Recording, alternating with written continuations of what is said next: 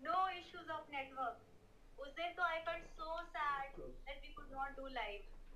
या क्या करिए, हाँ, भगवान का जो कभी इच्छा, भगवान का जो इच्छा होगी वही वही तो होगा। हाँ, सही कह रहे फिर हैं इधर आप। आ जाऊंगा। आज आज आपका चेहरा बिल्कुल रेड कलर का हो गया है।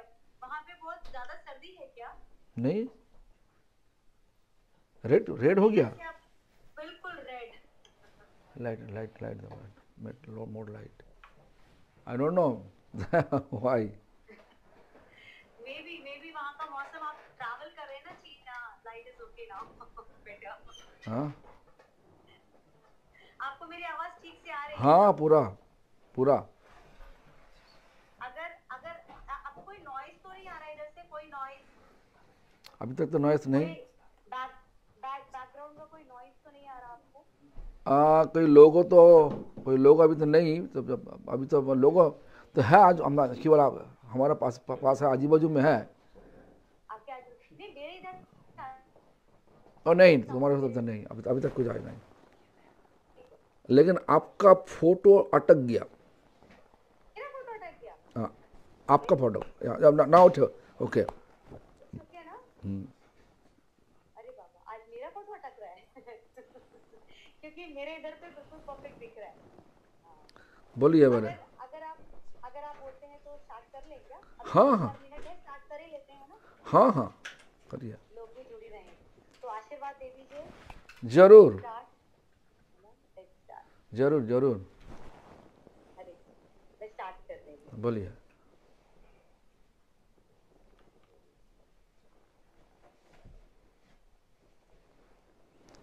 प्रभु जी, शुभंगी लिंक। हिंदू धर्म में 4 आश्रमों के बारे में व्याख्या की गई है।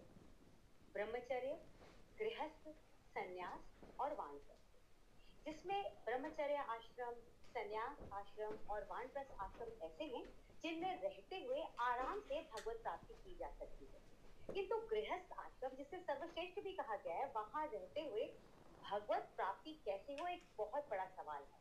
और इतने बड़े सवाल के लिए मुझे जवाब भी चाहिए था, और जवाब हमें देंगे आज हमेशा की तरह present Acharya of Shri Gopinath Gaudiya मठ, श्रीला भक्ति विबोधा बोधायन गोस्वामी जी महाराज, जो कि आजकल पेरिस में है और लोगों का मार्गदर्शन कर रहे हैं पेरिस में। Hare Krishna Swami ji, how are you? Good. You are good, and even I want to be good. And to sure. be good, I have to ask you so many questions. Okay बोलिए। महाराज जी, जैसे कि मैंने आपको शुरुआत में कहा कि मैं हमेशा ये सोचती हूँ कि जो हमारे अलग अलग 4 आश्रमों का वर्णन किया गया है हमारे धर्म ग्रंथों में, और हिंदू धर्म में तो माना भी जाता है कि सबसे पहले ब्रह्मचर्य आश्रम है, फिर गृहस्थ है, फिर संन्यास है, फिर वानप्रस्थ है। मुझे लगता है बाकी 3 आश्रम में रह करके तो आप भगवत प्राप्ति कर सकते हैं, वहाँ कोई प्रेशर नहीं है आपके ऊपर। लेकिन जैसे ही गृहस्थ आश्रम में आप प्रवेश करते हैं, सब भूल जाता है इंसान, भगवान को भूल जाता है, सब कुछ भूल जाता है। तो भगवत प्राप्ति तो एक बहुत बड़ा टास्क हो जाएगा।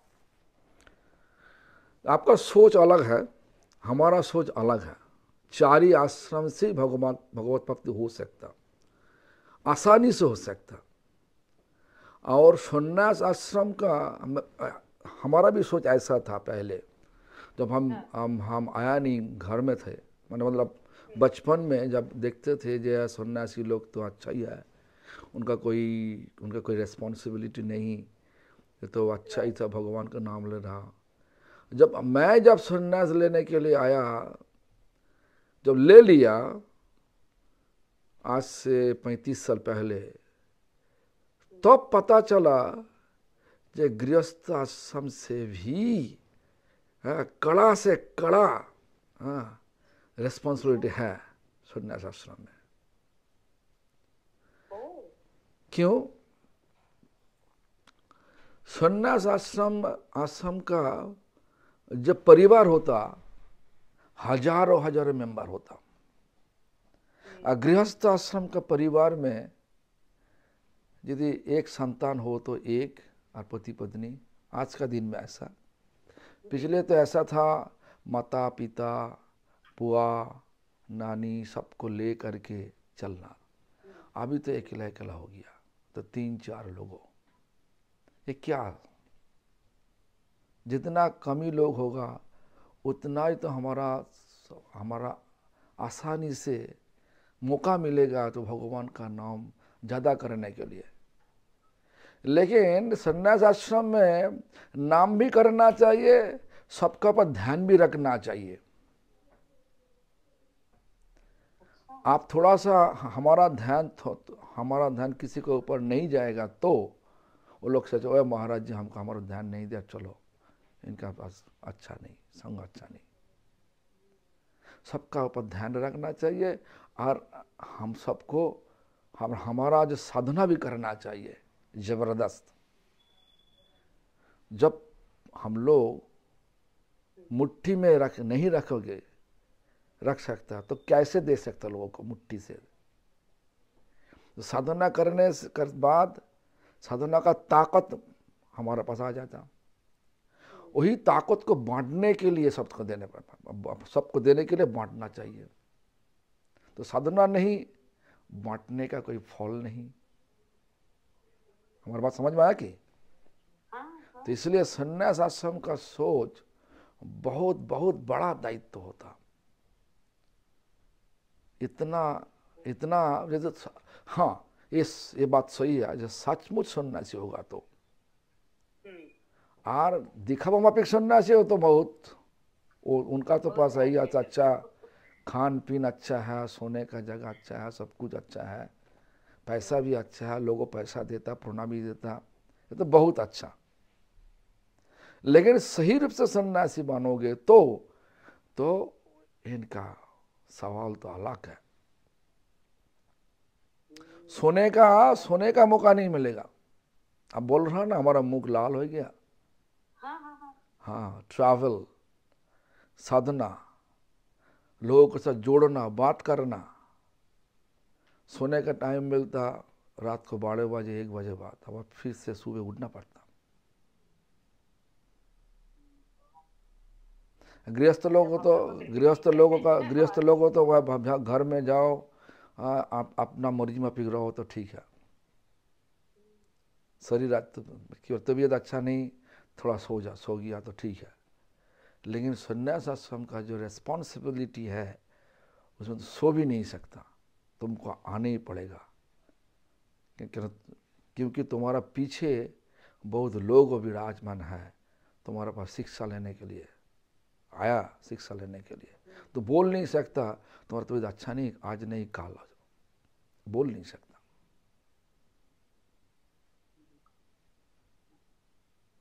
तो भी ऐसा क्यों होता है कि गृहस्थ में रहने के बाद लोगों को ऐसा लगता है कि मतलब हमारा बहुत सारे रिचुअल्स हमको करना होता है, हमारे रिस्पॉन्सिबिलिटीज बहुत ज्यादा है। जैसे कि हम आपने संन्यास के बारे में बताया, तो आपका like minded people they surround you, है ना, जिन लोगों को संन्यास में रहना है या भक्ति में रहना है। नहीं, ये सोच अलग है तुम्हारा। सबके पास सबको लेना चाहिए। पहला तो संन्यास आश्रम का ताकत होना चाहिए, सहनशील होना। और देखो गृहस्थ आश्रम भी ऐसा ही है, सहनशील नहीं होगा तो तुम्हारा घर टिकेगा नहीं, और तोड़ जाए। हाँ। तो हर आश्रम का विचार एक ही है, लेकिन रहन सहन अलग है। फिर भी गृहस्थ आश्रम में सब लोग परेशान कि हम भगवत प्राप्ति कैसे करें, नियम कैसे फॉलो करें, क्योंकि हमारे घर का नियम अलग है, कैसे उसको भगवत प्राप्ति को अपने घर में मतलब सबके साथ लेकर। देखो घर जब हम बनाएगा सचमुच गृहस्थ आश्रम, 2 प्रकार गृहस्थ आश्रम होता, एक गृहस्थ और एक गृह मेधी। गृह मेधी मतलब घर ही हमारा सब, घर के बाहर हम कुछ भी नहीं चाहिए, जो कुछ है हमारा सुख के लिए होना चाहिए,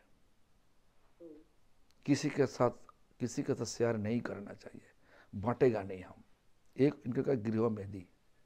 और गृहस्थ आश्रम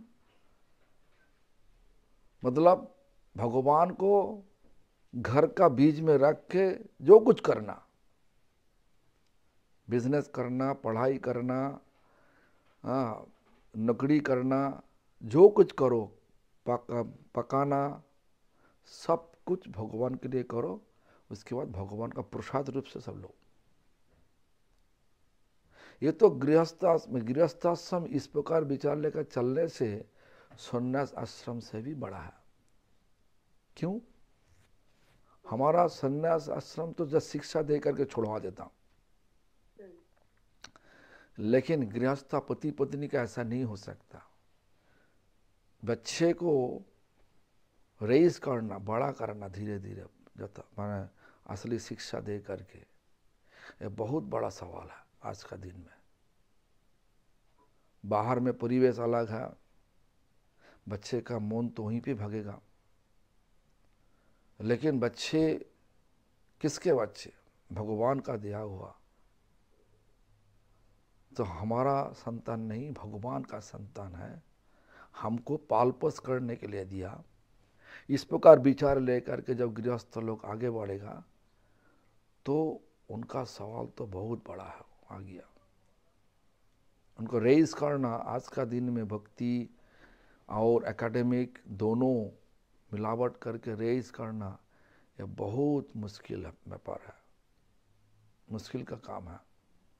आसानी से सोच सकता, हमारा आसानी से सोच सकता, लेकिन आसानी से हो नहीं सकता।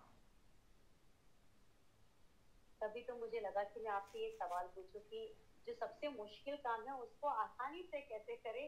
स्टेप बाय स्टेप अगर आप बताएंगे तो हम लोग, जितने भी लोग सुन रहे हैं जो गृहस्थ आश्रम में, हर एक के मन में ऐसा लगता है, सबको ऐसा फील होता है कि हम लोग गृहस्थ में है ना, तो हम ज्यादा नहीं कर सकते, हमारा एक लिमिटेशन है पूजा करने का, या भगवान तो हमें मिलेंगे ही नहीं क्योंकि हम तो गृहस्थी में, ऐसे बहुत सारे विचार आते हैं। हमें कैसे करना? तो वो विचार लेकर के हमारा परंपरा में कई भक्तों भगवान चैतन्य महाप्रभु का, गौरांग महाप्रभु का प्रश्न पूछा था, प्रभु हम लोग तो गृहस्थ है, हमारा कर्तव्य क्या है? तो हर बार महाप्रभु ऐसा ही बोला, कृष्ण का सेवा करो, कृष्ण भक्तों का सेवा करो, और नाम करो।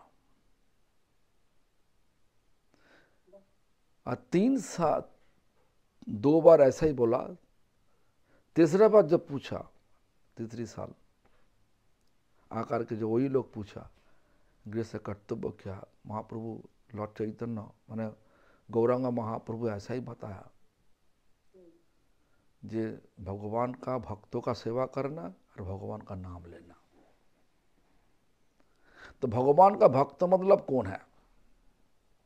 तुम्हारा परिवार में जितना सदस्य, जितना सब मेंबर है, सबको आपका इसी आंखों में देखना चाहिए, सब भगवान का सेवक सेविका है। जो कर्तव्य तुम्हारा ऊपर है पूरा करना चाहिए। पत्नी का धर्म निभाना चाहिए, पति का धर्म निभाना चाहिए। हाँ, तो पति पत्नी से आए हुए जो संतान कर्तव्य निभाना चाहिए। और गृहस्थ का धर्म में जो है आए, अतिथि देव भव, अतिथि का धर्म भी निभाना चाहिए। गृहस्थ का धर्म अतिथि पर सेवा वो भी निभाना चाहिए। जो भी आ जाए अपना सामर्थ्य अनुसार करना चाहिए। कर्तव्य जो कुछ करो ऐसा सोचो ऐसे सारा दुनिया भगवान का दर माना हुआ, हमारा गृहस्थ, हमारा जो संसार, ये भी भगवान का संसार। और जो कुछ करो उसी आंखों से देखो। ये हमारा नहीं, सब भगवान का, हम भगवान का नौकर हैं। इस प्रकार भाव लेकर के चलोगे तो होगा वैष्णव सेवा। तुम्हारा बेटा बेटी आज छोटा है, लेकिन तुम बचपन से शिक्षा दे करके, तुम्हारा आचरण आचरण करते हुए शिक्षा दे करके, वो बड़ा हो करके वो भी करेंगे। भक्ति धर्म में कूद जाएगा। जब कूद जाएगा तो तुम जितने एनर्जी लगाया जन्म से लेकर के बच्चे का जन्म को लेकर के जितना तुम एनर्जी लगाया उनका पीछे जो भक्ति बनाने के लिए, सब परिवर्तित हो जाएगा वैष्णव सेवा, भक्तों का सेवा में परिवर्तित हो जाएगा। अब भक्तों सेवा का फल भगवान का सेवा का बराबर होता, भगवान सुख मिल जाएगा, भगवान का पूरा सुख मिल जाएगा। इसलिए गृहस्थ धर्म बहुत ही रेस्पॉन्सिबिलिटी धर्म है, रेस्पॉन्सिबिलिटी ज़्यादा है, क्योंकि बच्चे को बड़ा करना गृहस्थ का धर्म है, और सही रूप से करना संतान को सही रूप से। और हमारा क्या सब बड़ा होकर के आया मैं क्या इतना ये नहीं कर, लेकिन लोगों को शिक्षा देने के लिए पहले तो अपना कर्तव्य करना चाहिए, अपना जो साधना करना चाहिए, साधना का ताकत बाद में बांटो।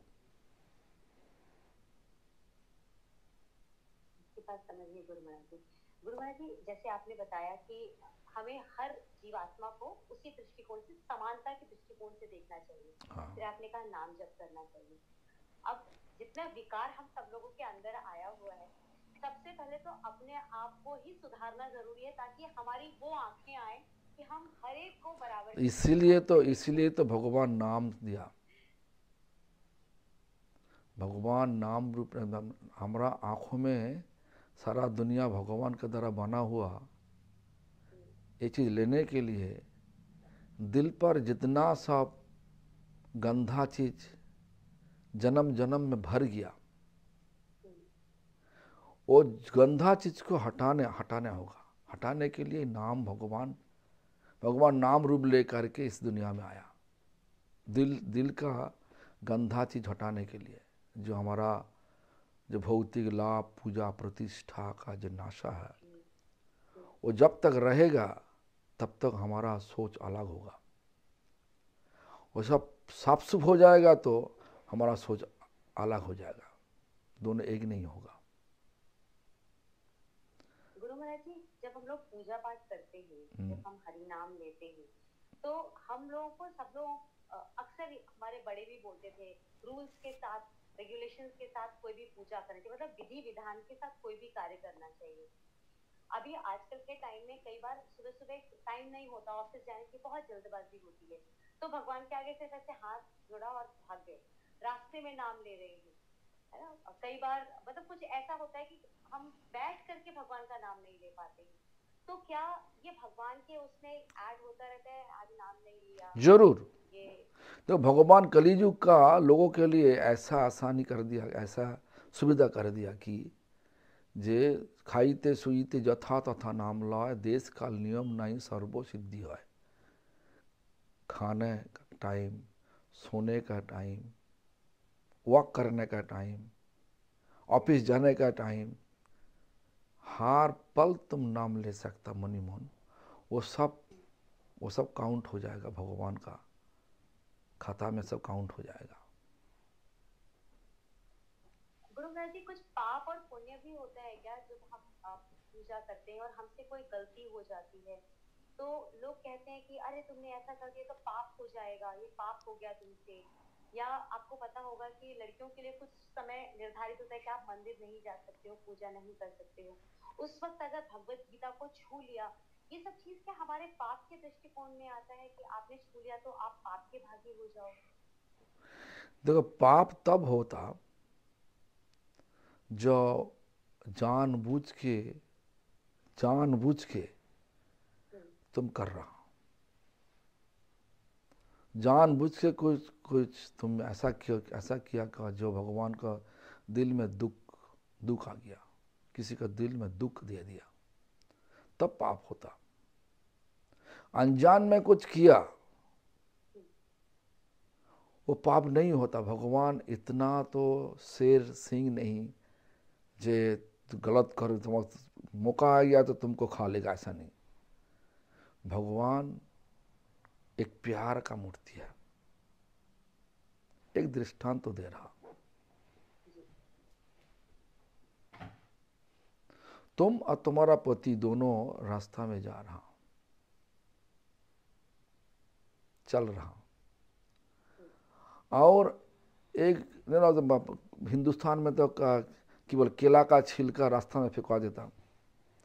एक लोग चलते चलते केला का छिलका पर पार रख दिया और स्लिप कर दिया, और एक गाड़ी साथ ही साथ आ रहा, तो गाड़ी का धक्का से अपना जिंदगी को बचाने के लिए तुम आमने सामने हो गया, तुमको हाथ लेकर के पकड़ लिया, तुम्हारा पूरा शरीर को पकड़ के उनका जान बचाया।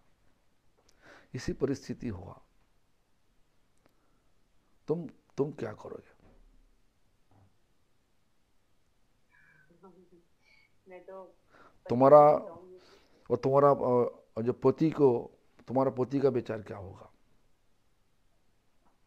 वो उनका जान बचाने के लिए गाड़ी का धक्का से जान बचाने के लिए तुमको जबरदस्त पकड़ लिया, मतलब तुम्हारा शरीर को पकड़ लिया, उसके बाद छोड़ दिया। तो तुम्हारा तो विचार ऐसा होना चाहिए, ठीक है तुम्हारा जान बच गया ना, ठीक है बाबा। और यदि जानबूझ के करता, तुम्हारा पति छोड़ते ना, तुम छोड़ते? बोलिए। बिल्कुल ठीक। परिस्थिति है, परिस्थिति अनुसार सब पाप पूर्ण होता। तो जानबूझ के करते तो भगवान माफ कर देता, माफ नहीं करते। और जब जानबूझ के तुम्हारा अनजान में कर लिया, भगवान माफ कर देता। भगवान को पता है, बच्चे उनका पैर मम्मी का पापा का मुख पर रख देता, तो मम्मी का दुख होता ना, क्या प्यारा लगता। जब बड़ो हो जाएगा, 20 साल 25 साल हो गया, तो अब पैर मम्मी का मुंह में रखेगा तो वही एक ही पैर, तो बेचारा अलग हो जाएगा। हाँ, इस प्रकार भगवान का सोच ऐसा है। भगवान बुरा नहीं, भगवान प्यारा। गुरु महाराज जी, फिर ये 4 आश्रम बनाने की क्या जरूरत थी? 4 आश्रम बनाने का जरूरत है कि एक सिस्टम बनाना चाहिए। शादी का पहले ब्रह्मचर्य, जब अभी तो शादी का पहले सब कि बोले लिव टुगेदर करते हैं, ये तो विचार आ गया है सब लिविंग टुगेदर, ये तो अलग हो गया। पूरा आश्रम को तोड़ रहा, आश्रम धर्मों को वर्तमान परिस्थितियां तोड़ रहा।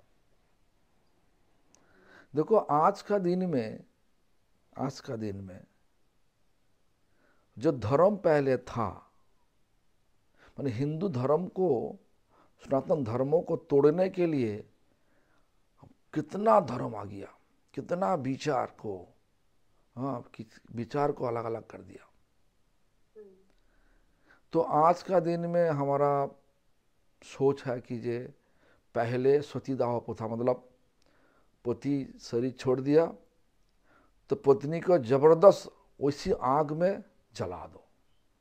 अच्छा, वो बात तो से उसके बाद सुना कीजिए राम मोहन राय एक एज आ करके इनके विरोध किया, अभी चला समाज से ये चीज चला गया। ये पहले था, ये चीज पहले था, पहले नहीं था। सत्यप्रथा पहले नहीं था। तो देखो ना, जब दशरथ महाराज जब शरीर छोड़ दिया, कौशल्या कैकेयी सुमित्रा उनको कि उसी साथ साथ जला दिया कि नहीं? तो वो एक पहले नहीं था, लेकिन सनातन धर्म को तोड़ने के लिए अलग अलग सब चीज सब लेके आया, विचार सब अलग कर दिया। सनातन धर्मों पहले ऐसा था, गला लगाने का धर्म था सबको, और कर्म अनुसार भगवान ये चीज बनाया। ब्राह्मण, क्षत्रिय, वैश्य, शूद्र, ये 4 वर्णों बनाया। और विचार अनुसार समाज में चलने के लिए जो लोग शादी नहीं करते और विवाह का पहले लोगों का ब्रह्मचर्य होना चाहिए, ब्रह्मचर्य पालन करना चाहिए। विवाह करना तो मना नहीं, विवाह करना सही है। जो लोग विवाह करने के लिए खिलाफ है, करने का खिलाफ है, वो लोग को रहने दो ना, सारा जिंदगी भर रहने दो ना ब्रह्मचारी का। लेकिन भगवान हमारा शरीर में बायोलॉजिकल सिस्टम बना के भेजा, जो बायोलॉजिकल सिस्टम सहन कर नहीं सकता, उनका पीछे पीछे भागना चाहिए, तो उनको शादी करना चाहिए, तब हो जाता, गृहस्थ हो जाता। और शास्त्र ऐसा बोला 50 ऊर्ध्व वर्णंग बजेत, जब 50 साल हो गया उसके बाद लो वानप्रस्थो। वानप्रस्थ मतलब वन में जाकर रहना नहीं। पति पत्नी जो संबंध हो बचपन कि जवानी काल में जब संबंध रखा था, एक साथ में रहो, कोई धाम में रहो कि अपना घर में रहो, वो छोड़ के भगवान का साधना में कूद जाओ, तो मतलब वानप्रस्थ। ऐसा नहीं पत्नी को छोड़ के चला जाओ वानप्रस्थ, ये तो है ही, लेकिन पति पत्नी मिल के चलो ना, घर में रहो, धाम में रहो, लेकिन जवानी का संबंध छोड़ के दोनों मिल के भगवान का सेवा करना, भगवान का नाम लेना, ये होता वानप्रस्थ। गुरु महाराज जी, एक सवाल पूछूं बीच में क्या? हाँ। जैसे गृहस्थ आश्रम के बाद संन्यास में लेकर आप सीधा वानप्रस्थ में भेज रहे हैं। हाँ, ऐसा ही विचार है, ऐसा स्टेज ऐसा ही है, ब्रह्मचर्य, गृहस्थ, वानप्रस्थ, संन्यास। अच्छा, संन्यास सबसे आखिर है। मैंने सोचा तीसरा संन्यास लेने के बाद जंगल चले जाओ। नहीं। तो संन्यास लेने से बाद पत्नी के साथ संबंध नहीं रखना चाहिए, उनका मुख नहीं देखना चाहिए। पूरा रूप से भगवान का मौन, माने क्या बोला, मौन, कथा, शरीर पूरा रूप से भगवान का सेवा में लगा दो, और किसी के साथ नहीं, इससे संन्यास होता। गुरु महाराज जी, बहुत सारे ऐसे लोग होते हैं जो पूरी जिंदगी अपने आप को उन्होंने मोह माया में लिप्त रखा, पूरी जिंदगी कुछ भी फॉलो नहीं करा। अचानक उनकी लाइफ में कुछ ऐसा होता है कि उनको भगवान तब याद आने शुरू होते हैं। तो ऐसे लोग जो बहुत बुरे कर्म करने के बाद भगवान की शरण में जाते हैं, क्या उनको भी मुक्ति मिलती है? जरूर। देखो भगवत गीता में एक श्लोक है, ओपी चित सुदूराचारो मजतमम अनन्यभाग साधुरेव समन्तव्य सम्यक व्यवोषित ही सौ। सुदूराचार मतलब जितना पाप कर्म है सब कुछ कर चुका, बाद में महसूस हुआ कि जो कुछ किया सब गलत किया, तो क्या उसके बाद पूरा रूप से कूद गया भगवान का सेवा में।